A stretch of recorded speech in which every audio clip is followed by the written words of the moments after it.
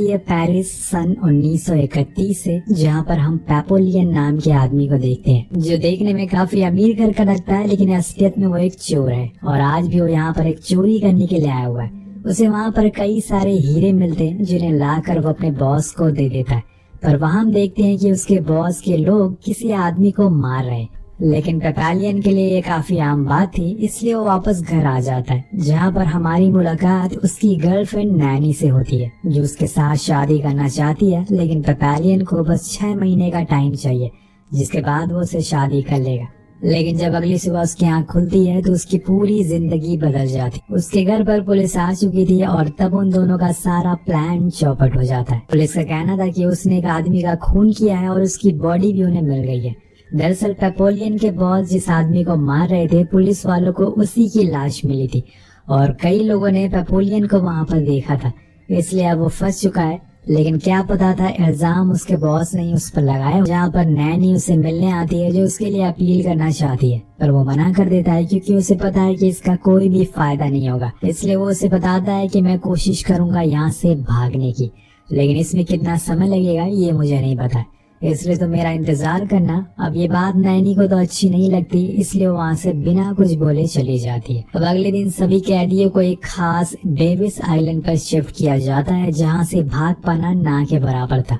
और इसी सफर में पेपोलियन की दोस्ती डेगा नाम के आदमी से होती है, जो उसे लुइस नाम के आदमी के बारे में बताता है। तो दोस्तों, लुइस एक मिलियनर है जो किसी फ्रॉड के चक्कर में अंदर फंस गया है, पर उसके पास इस समय बहुत ही ज्यादा पैसा है। तो वो उसे मिलने जाता और कहता है कि इस जेल में जितने भी लोग हैं उनकी तुम्हारी पैसों पर नजर है, इसलिए तुम मुझे अपने पैसे दे दो, जिसके बदले में तुम्हें सिक्योरिटी मैं दे दूंगा। लेकिन लुइस मना कर देता है क्योंकि वो पेपोलियन से अभी अभी मिला हुआ है पहली बार, और इतनी जल्दी वो उस पर कैसे भरोसा कर ले। अब उसी रात शिप पर कुछ लोगों को पता चल जाता है कि लुइस ने खुद के पेट के अंदर पैसे छुपा रखे हैं। तो एक आदमी उसे मारने की फिराक में उसके पास आकर सो जाता है और थोड़ी देर में उसे मार देता है। लेकिन उसने गलती से किसी और को मार दिया था जो कि हूबहू लुइस की तरह दिखता था। और इन सब चीजों से अब लुइस बहुत ही ज्यादा डर गया था, इसलिए अगले दिन वो सीधा जाता है पेपोलियन के पास और उससे कहता है कि तुम्हें जितना भी पैसा चाहिए यहाँ से भागने के लिए मैं दूंगा, लेकिन उसके बदले में तुम मुझे तब तक सिक्योरिटी दोगे जब तक मेरी अपील पूरी नहीं हो जाती। अब दोनों में डील डन हो जाती है और उसी रात एक बार फिर वही आदमी उस पर हमला कर देता है, लेकिन इस बारी पेपोलियन लुइस को बचा लेता है। कुछ समय के बाद वो लोग डेविस आइलैंड पर पहुंच जाते हैं, जहाँ की जेल किसी नरक से कम नहीं थी। चारों तरफ कुछ ऐसे लोग कैद थे जिनके लिए किसी का खून करना बस एक खेल था, और सबसे बड़ी चीज यहाँ से भाग पाना बहुत ही मुश्किल था। लेकिन मुश्किल काम में ही तो मजा है। हम जेल के वार्डन को देखते हैं जो बहुत ही ज्यादा खतरनाक है। वो सभी को इस जेल में बने 3 रूल बताता है। पहला कि अगर कोई पहली बार यहाँ से भागेगा तो उसकी सजा 2 साल बढ़ा दी जाएगी, और अगर वो दोबारा भागेगा तो 5 साल की सजा बढ़ेगी, और अगर यहाँ पर किसी कैदी ने दूसरे कैदी का खून किया तो उसका सर अलग कर दिया जाएगा। ये सब पेपोलियन सुन रहा था, उसे थोड़ा मोड़ा डर भी लगता, लेकिन अभी भी वो बस अपने चारों तरफ ही देखे जा रहा था कि शायद उसे कोई रास्ता मिल जाए। लेकिन वहाँ के कैदियों को भी पता चल चुका था कि लुइस के पास काफी सारे पैसे हैं, इसलिए वो बस मौके की तलाश में थे, जिसके लिए पेपोलियन को तैयार रहना होगा, क्योंकि अगर उसे कुछ हुआ तो उसका यहाँ से जाने का रास्ता खत्म हो जाएगा। अब इन लोगों से काफी काम करवाया जाता है, लेकिन उसी में पेपोलियन एक रास्ता ढूंढ निकालता है। वो एक बोट वाले को पैसे का लालच देता है, जिससे कि वो उसे भगाने में मदद करेगा। लेकिन उसके बाद सिर्फ 3 दिन बचे हैं, जिसके बाद वो बोट वाला यहाँ से चला जाएगा, इसलिए वो जो भी करना है उसे जल्दी करना होगा। अब इसी बीच फिर से एक आदमी आकर लुइस पर हमला कर देता है, लेकिन इस बारी भी पेपोलियन उसे बचा लेता है,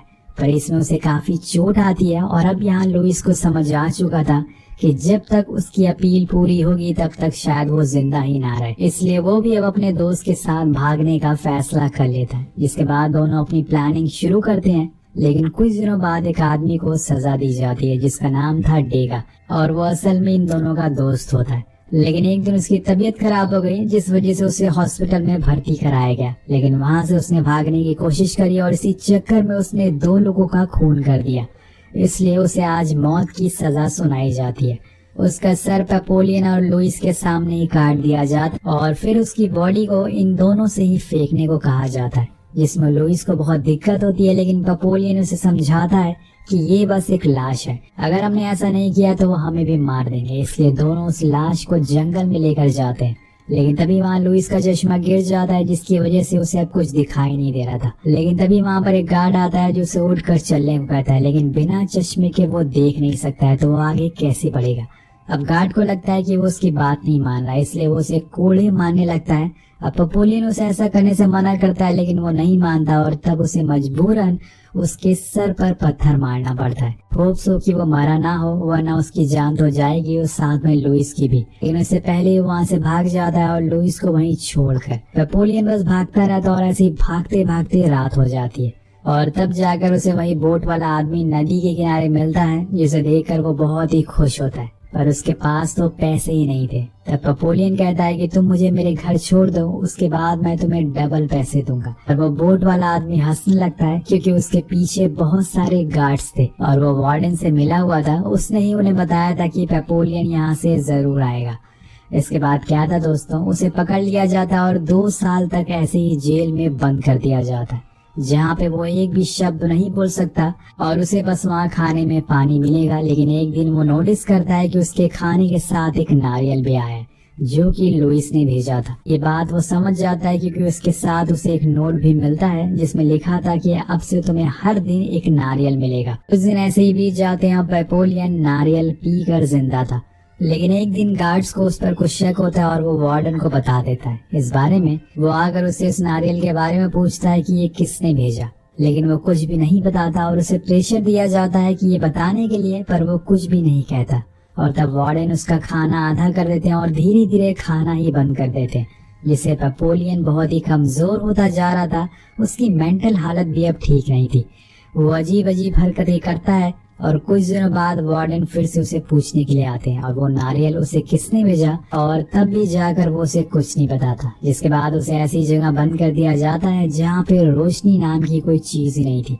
उसे पूरे दिन पूरी रात बस अंधेरे में गुजारनी पड़ती है, जिसे एक दिन पेपोलियन बेहोश हो जाता है और वो कई दिन तक उठता ही नहीं। और तब गार्ड्स उसे हॉस्पिटल भेजते हैं और यहाँ हम लुइस को देखते हैं, जो पूरी तरीके से चेंज हो चुका था। वो असल में वार्डन का हेल्पर बन गया था। अब वो पेपोलियन से आकर माफी मांगता है और उसे बताता है कि उसके साथ जो कुछ भी हुआ बहुत ही गलत हुआ है। लेकिन पेपोलियन पागल नहीं हुआ था, वो बस नाटक कर रहा था ताकि वो उस कैद खाने से बाहर निकल सके। वो लुइस को फिर से यहाँ से भागने का प्लान बताता है जो उसने उस कैद खाने में बनाया था, पर इस बार उन्हें कुछ और लोगों की जरूरत पड़ने वाली थी, इसलिए वो उसे 2 भरोसे वाले लोगों को इकट्ठा करने को कहता है। कुछ दिनों बाद हम 2 और लोगों को देखते हैं जिनके नाम थे स्मिथ और जॉनी, जो इनके साथ यहाँ से भागेंगे। लुइस पेपोलियन को कुछ पैसे देता है जिससे कि जॉनी जाकर एक बोट खरीद सके। अब वो रात आ जाती है जब इन्हें भागना था। सब कुछ प्लान के मुताबिक चल रहा था और यहाँ लुइस ने जेलर की ड्रिंक में नींद की गोलियां मिला दी थी, जिसे पीकर वो सो जाता है। सारे जो भी गार्ड्स थे या ऑफिशियल थे वो बाहर फिल्म देख रहे थे, यानी कि इनके पास एक अच्छा मौका है। अब वो धीरे धीरे आगे बढ़ते हैं, पर इसी दौरान वहाँ बारिश शुरू हो जाती है, जिससे कि बाहर फिल्म देखने वाले गार्ड्स अंदर आ जाते हैं और उन्हें पता चल जाता है कि कोई भाग चुका है। पर तब तक बहुत देर हो चुकी थी। चारों जंगल के किनारे पहुंच जाते हैं, जहां पर उन्हें वही बोट मिल जाती है जो जॉनी ने खरीदी थी, जिसे लेकर वो निकल जाते हैं अपनी आजादी की तरफ। लेकिन आगे चलने पर यहाँ इनका सामना होता है एक बहुत ही बड़े तूफान से, जिसे देखकर वो लोग डर जाते हैं और इसी में हो जाती है जॉनी और लुइस के बीच में लड़ाई, जिसे बचाने के लिए बीच में आ जाता है पेपोलियन। लेकिन जॉनी उस पर भी भारी पड़ जाता है और तभी पीछे से लुइस आकर उसे चाकू मारने लगता है, जिससे कि उसकी जान चली जाती है। मतलब इनकी किस्मत ही खराब है, कभी बारिश तो कभी तूफान। अब ये लोग उसकी लाश को पानी में डाल देते हैं और इधर तूफान तेजी से इनकी तरफ आ चुका था। देखते ही देखते चारों तरफ अंधेरा छा जाता है। कुछ देर बाद जब पेपोलियन की आँख खुलती है तो वो उस आइलैंड पर था, जहाँ उसे लगता है कि वो भले ही बाहर आ गया है समुद्र से, लेकिन अब वो लोग सेफ हैं। पर ऐसा होता नहीं है। उस आइलैंड के लोगों ने वार्डन को पहले ही इनके बारे में खबर दे दी थी कि वो लोग जेल से भागे हैं। अब यहाँ स्मिथ तो गार्ड को देखते ही वहाँ से भागने लगता है, जिससे कि उसे वहीं पर शूट कर दिया जाता है। लेकिन लुइस और पेपोलियन को एक बार फिर पकड़ लिया जाता है और उन्हें उसकी कैद खाने में बंद कर दिया जाता है। सीन शिफ्ट होता है और 5 साल बाद, जहाँ पे पेपोलियन अपने सेकंड अटेम्प्ट की सजा काट रहा है। उसका हुलिया पूरी तरीके से बदल चुका है, लेकिन लुइस का कोई भी आता पता नहीं है। वो कहाँ है, किस हालत में, इस बात की खबर किसी को नहीं है। कुछ दिनों बाद नेपोलियन को एक दूसरे और सबसे खतरनाक आइलैंड पर शिफ्ट कर दिया जाता है, जहाँ पर वो लोग कहते जिन्होंने बार बार भागने की कोशिश करी थी पर असफल रहे थे। और तभी उसे वहाँ लुइस दिखता है जिसे यहीं पर कैद किया गया था। वो जगह बहुत ही अजीब होती है, चारों तरफ बस मनहूसियत थी। जितने भी लोग यहाँ पर मौजूद थे बहुत ही कमजोर हो चुके थे और उनकी दिमागी हालत भी खराब थी। अब नेपोलियन और लुइस भी बूढ़े हो चुके थे, इसलिए उसने अब मान लिया था कि वो यहीं पर रहेगा जब तक मर नहीं जाता। लेकिन नेपोलियन इतनी आसानी से अपनी जिंदगी नहीं बर्बाद करना चाहता। उसने 5 साल कैद खाने में यही सोचते हुए निकाल दिए कि उसने कहाँ क्या गलती की पिछली बार और इस बारी वो उन गलतियों को दोहराएगा नहीं। इसलिए वो बड़े ही गौर से इस जगह को देखता है और वो एक बार फिर से ट्राई करना चाहता है, क्योंकि इस बार अगर वो पकड़ा गया तो मार दिया जाएगा। वो अपने चारों तरफ देखता है तो उसे पता चलता है कि यहाँ पे तो गार्ड्स बहुत ही कम है, क्योंकि वार्डन को ये बात अच्छे से पता थी कि यहाँ से जो भी भागेगा वो मारा जाएगा। लेकिन नेपोलियन जानता है कि उसे समुद्र में बस एक बार कूदना है, जिसके बाद लहरें अपना काम खुद कर देंगी। वो अपना पूरा प्लान लुइस को बताता है, लेकिन उसके मन में ऐसा कुछ नहीं है, क्योंकि वो अगर वहाँ से भाग भी गया तो कहाँ जाएगा। उसकी वाइफ ने तो उसके लॉयर से शादी कर लिया और उसकी तो अब उम्र भी हो गई है। तो उसका दोस्त उसे बहुत समझाता है कि चलो मेरे साथ चलो, हम जिस जगह पर अभी हैं वहाँ से हर कोई भाग सकता है, लेकिन किसी में इतनी हिम्मत नहीं है। लेकिन वो फिर भी मना कर देता है, पर जाने से पहले वो अपनी दोस्त की मदद करता है।